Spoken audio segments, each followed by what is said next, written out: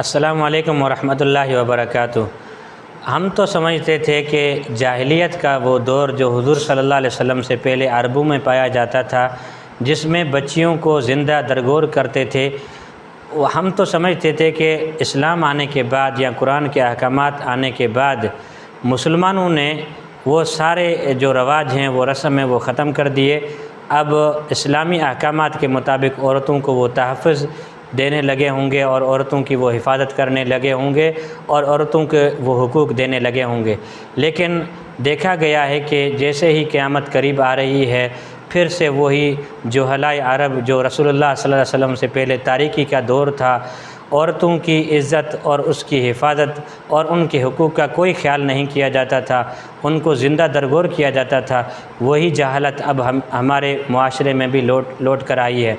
ख़ासकर वो कबायली इलाके जहाँ पर जुब्बे कुब्बे और इस तरह के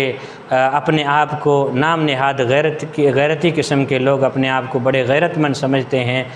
उनकी गैरत जागती है उस मौके के ऊपर जब कोई हलाल काम करता है, किसी का कोई दिल नहीं दुखाता, कोई किसी कानून की खिलाफ वर्जी नहीं करता, न शरीयत की न मुल्क की, सिर्फ़ पसंद के निकाह करते हैं। जो जोड़े इन कबायली इलाकों में पसंद के निकाह करते हैं, उनकी ज़िंदगी को अजीरन बना दिया जाता है, उनको कैद कर दिया जाता है और फिर वो सलूक होता है जो आज हमें शीतल और ज़र्क की सूरत में हमें दिखाई दे रहा है। शीतल और ज़र्क की कहानी जिसने भी देखी वो रो पड़ा और उनका दिल फटा ही रह गया कि इस दुनिया में या इस ज़मीन पर या इस इस्लामी वतन पाकिस्तान के अंदर ऐसा भी हो सकता है कि एक जोड़ा जो 1.5 साल से निकाह में है और उन्होंने सिर्फ़ ये जुर्म किया है कि आपस में मोहब्बत की है और हलाल निकाह किया है और उसके बदले में उनको दावत दी जाती है, लेकिन दावत खाने की नहीं बल्कि इनको गैरत दिखाने की दावत दी जाती है। और फिर इनको गाड़ियों में बिठाकर एक चटियल मैदान में सहरा में लाया जाता है और उसके साथ 19 सरदार जो नाम नहाद किस्म के गैरतमंद अपने आप को कहलाते हैं, वो आए और उन्होंने उस औरत की चादर में लिपटा हुआ कुरान हाथ से छीना है। उनको ये पता नहीं था कि इस औरत के हाथ में जो कुरान मजीद है, इसी कुरान में इस औरत के इस निकाह का जवाज़ और इस औरत के निकाह का जो हक़ है वो इसमें मौजूद है, इसका राइट इस कुरान मजीद के अंदर मौजूद है। इन जाहिलों ने अगर कुरान पढ़ा होता तो ये इतना बड़ा बुरा काम कभी ना करते। अगर जाहिलों ने कुरान मजीद खोल कर सूरत निसा की इस आयत को देखा होता कि फ़ला ताज़ुलुहुन्ना अज़वाजहुन्ना इज़ा नकाहतुम, जब ये निकाह करना चाहें तो इनको आज़ाद छोड़ दो, इनकी पसंद के निकाह करने दो, तो कुरान मजीद को इन्होंने पीठ पे रखा और उस औरत ने बस देख लिया कि इनके पास कुरान मजीद के अंदर मौजूद हक़ का कोई पास नहीं है। जो लोग कुरान मजीद से नहीं शर्माते, जो कुरान मजीद के अंदर दिए हुए राइट को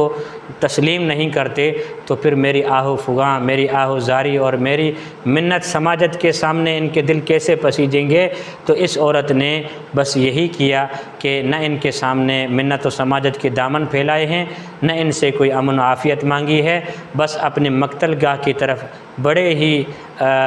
वक़ार के साथ, बड़ी ही मतानत के साथ, बड़ी ही संजीदगी के साथ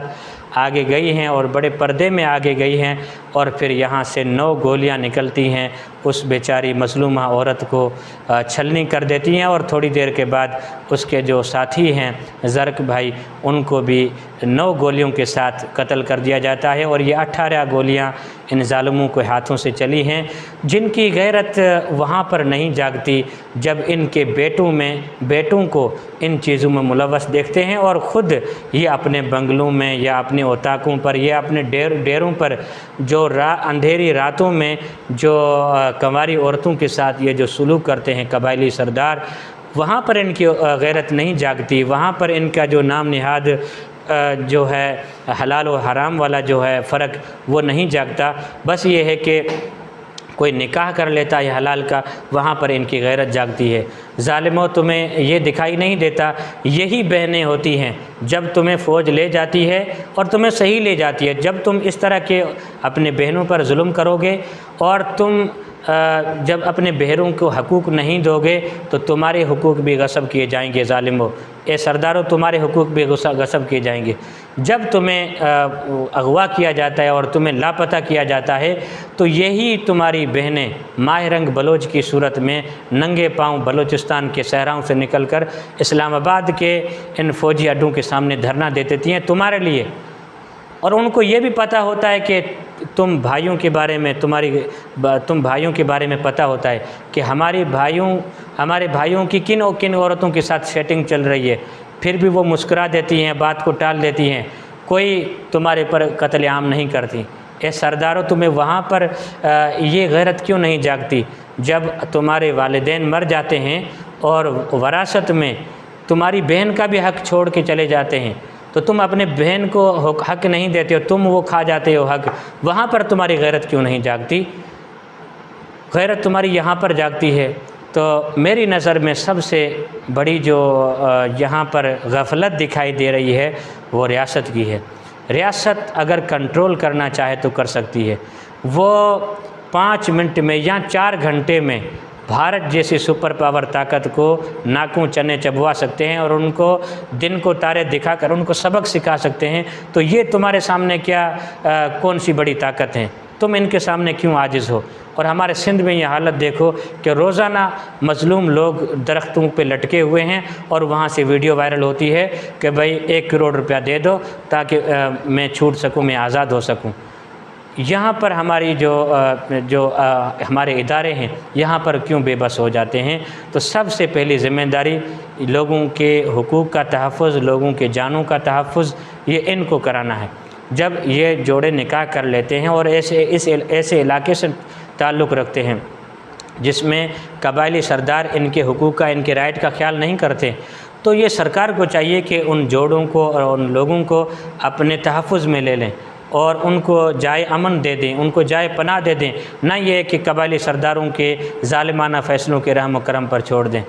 तो ये है कि बड़ा दुख हुआ, बड़ा अफसोस हुआ। और मेरी ये नौजवान जो इस्लामाबाद में पढ़ रहे हैं, मुख्तलिफ़ यूनिवर्सिटियों में पढ़ते हैं, जो कबायली अज़ला से ताल्लुक़ रखते हैं, बलूचिस्तान के कबायली अज़ला से ताल्लुक़ रखते हैं, तो मैं उन नौजवानों से कहना चाहता हूं जो यूनिवर्सिटियों में पढ़ते हैं, या उन नौजवानों को कहना चाहता हूं जो मुख्तलिफ़ मदारिस में पढ़ते हैं, आप जाएं। जिस तरह इन कबायली सरदारों ने पाकिस्तान के आइन के ख़िलाफ़ बगावत की है और अलम बगावत बुलंद करके ये मुख्तलिफ़ किस्म की चौकियाँ कायम करके हमारी फ़ौज को इन्होंने यरगमाल बनाया हुआ है, मजबूर किया हुआ है, इसी तरह तुम इन कबायली जो सरदार हैं इनके रिवायतों के ख़िलाफ़, इनके रस्मों के ख़िलाफ़ और इनकी झूठी और नाम नहाद गैरत के ख़िलाफ़ तुम ही नौजवानों ने आवाज़ उठानी है। क्योंकि तुम उनके मिजाज को और उनके रस्म व रिवाज को हमसे ज़्यादा अच्छी तरह जानते हो, तो तुम्हें वो आवाज़ उठानी चाहिए। अल्लाह ताला मरहूमीन की मग़फ़िरत फ़रमाए, जो शहीद हो चुके हैं अल्लाह ताला उनको अपनी जवार रहमत में जगह अता फ़रमाए और मज़ीद इस तरह के जुल्म व सितम से हमारे नौजवानों को जो हलाल रास्ता इख्तियार करते हैं ज़िना को छोड़कर, उनको अल्लाह ताला तहफ़्फ़ुज़ अता फ़रमाए। अस्सलामु अलैकुम व रहमतुल्लाहि व बरकातुहू।